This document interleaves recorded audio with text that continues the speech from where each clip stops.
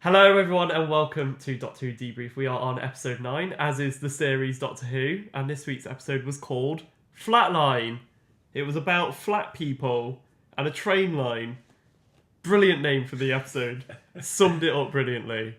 Today we're joined by Ben. Hello.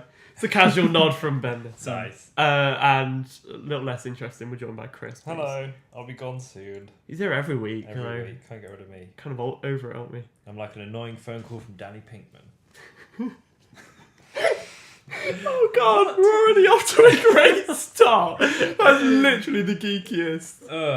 I like it though. I like the flexing as well. Yeah. To fill the time. We're just getting into it. That's what people do when they're waiting for a laugh. Yeah. Ah, Yeah, they're going to giggle at that one. Danny Pinkman gag. So the episode. Yeah, let's talk about that instead of stupid gags. Yeah. Ben. Well, I'll start by saying I liked it. Yeah? Yeah. Good. I tell you what I really liked. You sound surprised. No, not surprised. I don't know why. When you said, come in and do debrief, I thought, automatically I'll have to be really heavy-handed and hate everything. But I didn't. I liked it. I liked the fact that they were quite scary, I thought. They looked, they sort of had that zombie feel about them. In fact, the whole thing felt quite dark and zombie-ish. I don't know, it was interesting and good. I liked it. And I also enjoyed, the little moments of comedy. Like the TARDIS growing a doctor hand and walking that's over. great. Like a hermit crab. Yeah. Yeah, no, I did like it. I liked the premise. It was nice that I didn't quite catch it actually. I thought did he name them at the end? Yeah. Which was quite a built-up moment, and then no one really heard it. Or something. The Yeah. what? Something with a V, like Vulpix or I Vorpax. didn't quite hear Off it. of He's- Pokemon. Something like that. I call you the Ninetales. Yeah. I don't know if that was it. I'll Google it later. Yeah. He literally did. The wild Vulpix appeared and then just banished it. Yeah. Just went, flee. Chris, your overview. I thought it was a really, really cool concept actually. Sometimes you watch Doctor Who and it's like, okay, this is good, but we've kind of seen like pretty similar before. Yeah. But that was just really Stuff standing still a lot. Yeah, Yeah. exactly. Whereas that was really original, like a being that exists in in a 2D universe was really cool. As you say, really scary. It did feel a lot like zombies, especially in the tunnel at the end. Yeah. When they were kind of shuffling down. And I loved the switch between Doctor and Clara and her. This was a real like standout episode for her I think, as Definitely. an actress. She was just nailed it. And the stuff when she was walking over like, oh, what would the Doctor say, and being kind of sarky, and really, really liked it. I thought it was been blessed with a couple of good ones in a row, I think. Yeah, I quite like that everyone's kind of surprised that it's good because it kind of reflects the series so far. Well, it had the potential to be That's true. not very with that concept. It could have been really Could have been bad. couldn't it? I saw the trailer first, and like the midweek trailer, the slightly extended trailer, and it was the bit where Clara finds the TARDIS is that big and sort of picks it up, and Doctor's poking his head through. And I was kind of watching the trailer going, Well, yeah, I was Doesn't a look bit great. nervous from the trailer that Yeah. it was all about drawings coming to life again. Do you remember Yes. that terrible Yeah, one? the in Olympics Tenants? one. Yeah. Yeah. Oh god. And that child's drawings were just coming to life, and wasn't great, was it? no, but this was sort of more intelligent, more interesting. Yes, that's it. much more jeopardy, much more things at stake, and you just cared. Yeah. Whereas in the Olympics one, You were just a bit like, it's not very often you can say I didn't care about the Olympics one or stuff. True, Anything with yeah. the Olympics in, you're supposed to love and care about. Yeah. But that really was just ruined the concept. Yeah. I think they've got the balance right that they've struggled with in some of the episodes this series, in that it will both capture a child audience and a sort of older audience. I mean, here we are all in our 20s saying, oh, wasn't Doctor Who good this week? And I also think that kids will be watching it going, oh my gosh, this is really scary. Like, it's almost, it's kind of Weeping Angel level scary, in that next time you walk past graffiti, you'll be like, could it be? Well, not some of the graffiti you see, probably not. Yeah, well, some of the more phallic graffitis. Yeah, I hope that perhaps doesn't not. come chasing me down a tunnel anytime soon. Tunnel, so to speak. But no, yeah, I think they've got that balance really spot on because some of the episodes have been a bit off in the, you know, the Robin Hood episode was clearly aimed at kids and some of the adults were a bit like, and maybe the thing under the blanket one maybe will appeal more to adults. So I don't know. I think the balance has been a bit off in some episodes, but I think this is spot on. Yeah. Like, it really captured us, and I can really imagine like kids watching it going, like, that was really good. And it wasn't wasn't let down by the setting or the kind of supporting cast, because I thought the not social workers, community workers were just like, I love the range between, like, you know, was it Bigsy, the younger one, and then the kind of the old surly ones, and that was, you know, they weren't integral, but it was really nice to have kind of fleshed out side characters and a nice setting. Like, it's nice to see present day stuff that isn't like London again, you know, like it's nice to have a different UK city. Shout out to Bristol, which was and I bet if you lived in Bristol you'd watch that and be like, oh, I've, you know, okay, not for all of it, but you might be like, oh, I've been there, or I recognise that spot, you know. I broke into that tunnel. Yeah. I got absorbed into that wall once. I thought it was great, actually. It's a really good episode. Anything to add? I guess just going back to the Jeopardy thing, the Doctor kind of being absent, disarmed, innate, and what am I thinking of? Not enabled, you know. Yeah, he wasn't another running feature the show. from the one that we had before, except last time he just disappeared. Yeah. And it's interesting that a better excuse, isn't it? You talk about fleshing out the other characters, and it's quite notable. The Doctor is notable by his absence. Yeah, definitely. And that's how it happens. So it's an interesting way of telling the narrative, and it doesn't always have to involve the Doctor, which seems like sort of, you know. It's a kind of newish concept, isn't it? They don't really play with it a lot. A lot of the time, the other characters are pushed aside and the Doctor takes the lead. Yeah. But it's kind of a different concept that the Doctor is pushed aside and a companion takes the lead. But no, yeah, dead pleased with the episode. Dead pleased. Highlights? As in like a standout moment. Yeah.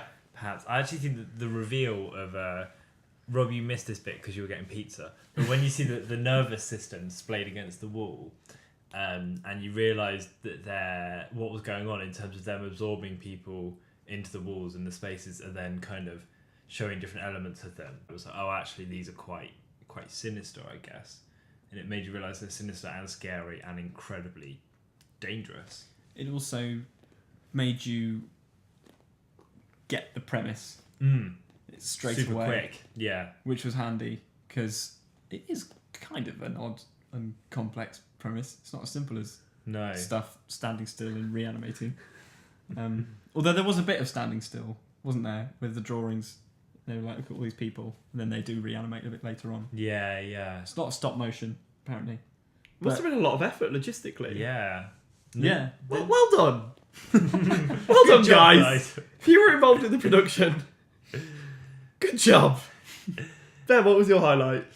Like I said at the beginning, I think it was the monsters coming out of the ground. I thought that was particularly scary and something I didn't anticipate from a Doctor Who, really. That you would be genuinely scared. Yeah. I mean, I guess the mummy was quite scary. But that was more sort of on the face scary, wasn't it? Just kind of face value. Yeah, it was slightly skeletal, and whereas this is like a concept. Yeah, this was they looked really fearsome and otherworldly. And that unknown is always quite terrifying, and it was all in the dark, and they could leap out from anywhere because they were, you know, two-dimensional being. Yeah, that was their reveal when they started coming out of the earth and they'd gone 3D.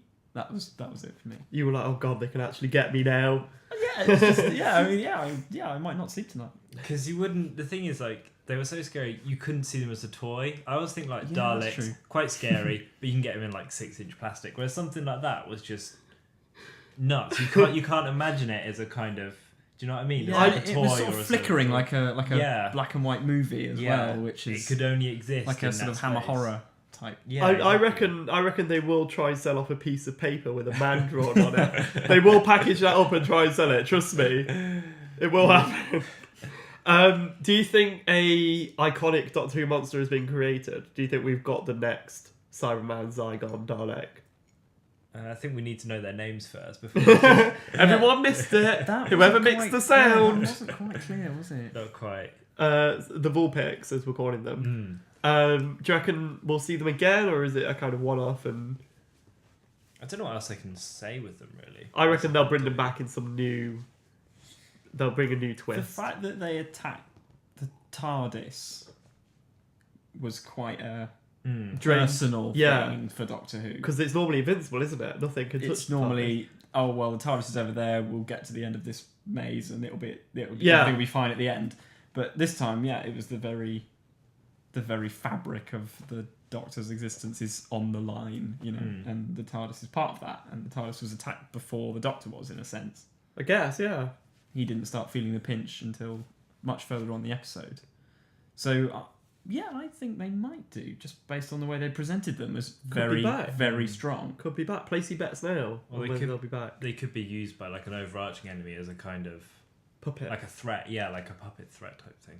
What was your highlight moment, Rob? I don't know if you've given yours. I think my highlight moment was when the Doctor gave Clara the psychic paper and the screwdriver, just as a sort of iconic, just for the meaning of it. Very symbolic. Do you know what I mean? Like, he doesn't just hand out his screwdriver and it was effectively like handing over his status.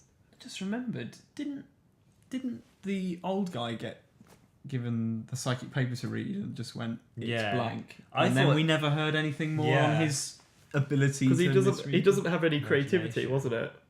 I thought he was going to be in league with the 2D people the whole way Yes, through. I was waiting for the reveal of 'Cause him he's to be twist. like, come to me, or something like that. Because he was particularly nasty. You just thought, oh, I've seen this before. He's the baddie. Yeah. It's a bit Scooby-Doo, isn't it? A little bit. But that's the second time I've said it in the series, I think. More Scooby-Doo, please. It's a bit Scooby-Doo, this episode. I think I said it about last week's. Did I can't remember. Yeah, you did. I said it at some point. But no, that was the highlight for me. I think Clara really held her own. Even though a lot of the time I said Clara just stands behind Strax for the whole episode, is how I've described her before. But this episode really did quite the opposite and became the Doctor. Yeah. I think it's a nice contrast to last week when it was meant to be her last week and she was like, okay, I'm leaving. And then she's like, oh, I'm the Doctor. And she pulled it off. Which, no, I thought, good, yeah, Clara. And made all the more complex by the final exchange between the two. Yeah. Where he goes, well, nothing about what you did was good. Yeah, that's so clever, the use of the word good. But no. Should we do lowlights? Lowlights. Quick. Ben, I don't know if you want to go first. Give me a moment. I'm sure there is something First time in a series we're struggling for a low light. Can I think the Doctor being trapped in the TARDIS suffocating, or not suffocating, but like life support failing. Didn't really get that because like, isn't the TARDIS infinitely big? So he's not going to run out of oxygen. And like, he put it in that, what was it?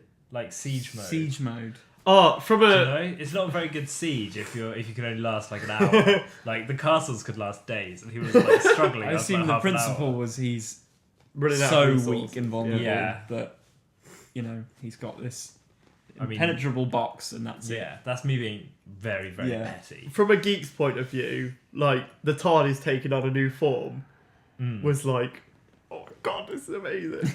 Like from a proper nerdy point of view, like siege mode, we've not seen this. The TARDIS looks different. And she picks up the box and is like, what's that? I think it's the TARDIS. And you're like, no. Yeah. TARDIS in a new form. Had the Gallifreyan writing on it, and I think that'll come back, I reckon. getting a bit flustered over the siege mode TARDIS. They better bring out an action figure of that. It started off, didn't it? It started off quite ridiculous. Like Like them comical. climbing out of a slightly smaller TARDIS. Yeah. Yeah, it was like Alice in Wonderland. And then him looking through, and then doing the odd hand motion, and then she says, That's "Don't just do wrong. that. That's weird." It's just wrong. Yeah, that's just wrong. And you were like, "Oh, hang on, it's gone a bit 1970s sitcom all of a sudden." But yeah, then it shrank even more, and you're like, "It's a bit, it looks like a toy." But then it kind of justified that later on, which was interesting. Are you in there? I'm trying to think of. Are you in there? Meanwhile, Peter Capaldi's just seen Rob's giant thumb come inside. Oh, he's in siege mode. Of course. Low lights. I've done mine, siege mode. Yeah. Siege mode was your low light. Him almost dying in suffocating siege mode. yeah. Not actual siege mode. That was obviously incredible. You must sort of imagine siege mode like he'd be in a bunker with a plentiful supply of food. Yeah. With and, cans of corned beef. Yeah. Hey! yeah, and loads of box sets or something like. Of Doctor Who. Yeah, just like this will pass out the time until siege mode can be turned over. I'll go on my low light then if you're Go not on then. No, ready. go on, yeah. What was my low light? I forgot. The ending, like dispersing the monsters with the sonic screwdriver and the weird shield around the TARDIS. Yeah. Kind of wasn't explained. Where has that come from, please? Oh. Like, why can it do that? How did that happen? But I guess wasn't it symbolic of the fact that if Doctor puts his mind to it, he can be incredibly powerful. I think they needed a more sort of final ending. I would have, proper cheesy, I would have liked it if you just set them on fire. And be like, oh, you're a drawing, you're on fire, what are you going to do? But instead he was just like, oh, I know what I'll do. Just, now they're dead. Just the answer to everything, point the sonic screwdriver at it. I thought that was a bit weak compared to the rest of the episode. Did he kill them or did he just send them back? Well, sent them back, but it's not Wherever they've come really... Like, I don't know why the TARDIS had a shield, which it never normally has. It has like an atmosphere, I think, normally, doesn't it? And I also don't know how he sent them to another dimension using the screwdriver, which isn't canon. Yeah. I'm just getting really nerdy now. Yeah, to take it to try and scale down the nerdiness, if I may. I think you've got something though in the ending, but I think, and we touched on it earlier, it was the moment where he did that and named them as he did that. I thought that was a slightly odd approach to just decide to name it, and he didn't really. There was no sort of communication. Yeah. From them. It seems odd that he'd want to name them and send them away in one go, and we didn't quite hear what he were, named them, which is quite bad when you just think about it. And like you said, we're all in our 20s. We should be able to pick it up, but we really none of us did. We all sort of went, "Then what?" What was and then that? there was a bang, and then it was over. What? Yeah, and I think that was a weak point because it wasn't. I wasn't too worried about the sci-fi-ness of him blasting them away. Yeah. No, just it wasn't something that bothered me particularly. But the fact that I didn't get what he said and I didn't know why he said it. That's my but I guess it's kind of cool that in the same stroke he can name an entire species and then banish them. I think he's just re-establishing how alpha he is. Yeah. Yes, it does do that. But I was a bit like, Yeah, but I know what you mean. It feels a bit clunky is the word I'd use. I quite liked the moment which you thought was the weakest. Really? Because he spent the whole time trapped in his own prison, essentially, and was shown as kind of weak and vulnerable and dying. And then he was like, oh, actually, I'm going to kill you and name you, bye. And it was like a nice contrast. But no, I can see where you're coming from. I can absolutely see where you're coming at from. the same time, you didn't hear what it was. Yeah. So the speech delivered before that was really good. Like, I am this, I am that, I will protect this, I will... And then... yeah. And then I name you the... And then I name you the... I name you the... Yeah, I name you the noise, flash, gone. No. True, yeah, it was pretty weak. What? But no, we... I'd have liked it if they'd answered back. Basically. What'd you call us? Yeah. You want to say that to my face, mate? Yeah. I'll just morph into someone else. So yeah, like that. How's that do for your name? But no, we struggled to find a low light, which really says something. Great so episode. Great episode. I felt the Doctor was very much the Doctor more than he has been in any other episode. I felt more. He looked comfortable as an actor as well. I think he felt which he hasn't. that been. sort of. He's clearly a guy who deals with gravitas and big stuff really well, and he's quite a powerful actor to watch on screen. He really had to go there for this, really, because he was there was a real lot at stake. Great effort. Is my summary. I don't know where I was going with Great that. effort, gold star. Yeah. Thumbs up. Is it your My best one so far, or would you? I think it's on par with the train one last week. Okay. Both by Yeah. the same writer as well. Worth noting. Yeah, More both from worth Jamie Matheson. Matheson. Jamie More Matheson. from him next series, please. Yes, please. Note that, Moffat. Do we want to do Listen eulogy? Eulogy, yeah. So eulogy is something we do every week, which is like a eulogy off of funerals, but it's Doctor Who themed. So we celebrate someone who died in the episode. It doesn't have to be a person. It can be a concept or anything. Like we've had the character of the Doctor before as our death. I think that was in the Robin Hood one, wasn't it? I think that was my eulogy. Yeah. So we pick one each. Chris, do you want to go first? Give Ben some time to get used to the brilliant feature that we finish on. I want to shout out to the female police officer who got absorbed into the floor. She was nice. Yeah, she was nice. She did her She job. was nice. She was obviously very trusting. She knew they were from MI5 and she was on the phone and she tried her hardest and obviously wasn't meant to be. But I thought that's who my eulogy goes out to. Although I don't know her name, which is kind of bad. But Not so good for a eulogy. yeah, but I guess it'll go to Fallen her. Angel Grave. Exactly. Have you got a eulogy? Um. Anyone you want to give you respects to this week? Well, we haven't said anything really about the guy in the opening. I thought it was quite good.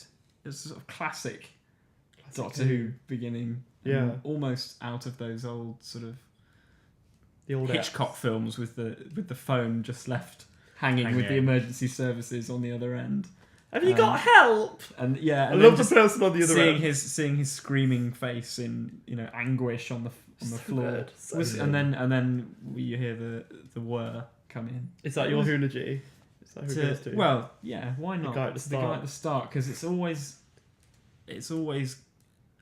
difficult to start an episode right in the middle of something. Yeah, when I you've got a guess. really, really long series. Yeah. And sometimes you can just sort of go. I think there was one with Tennant where he just was it the one where we did the Titanic in space, and it literally began with him taking off his glasses, looking out the window, and going, "What? What?"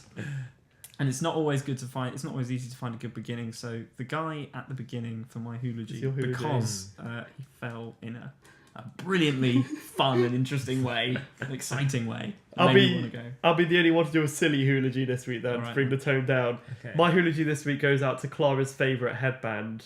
May you rest in peace. You were a great loss to us all. Clara's hair will never be the same again. Although you drove the train brilliantly. You did your job. So that's it. Grand. That's it. So thank you very much for watching Doctor Who Debrief. We'll be back next week. We've got 3 episodes left.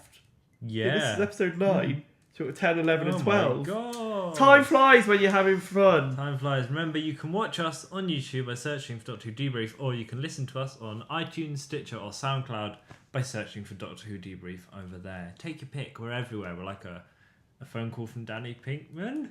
I'm just going to do some stretches. Yeah, that's really brilliant. Okay, let's end the episode there. Ben, thank you very much for being our companion It's been good fun. for this week. Yeah, we'll see you next week. So, bye-bye for now.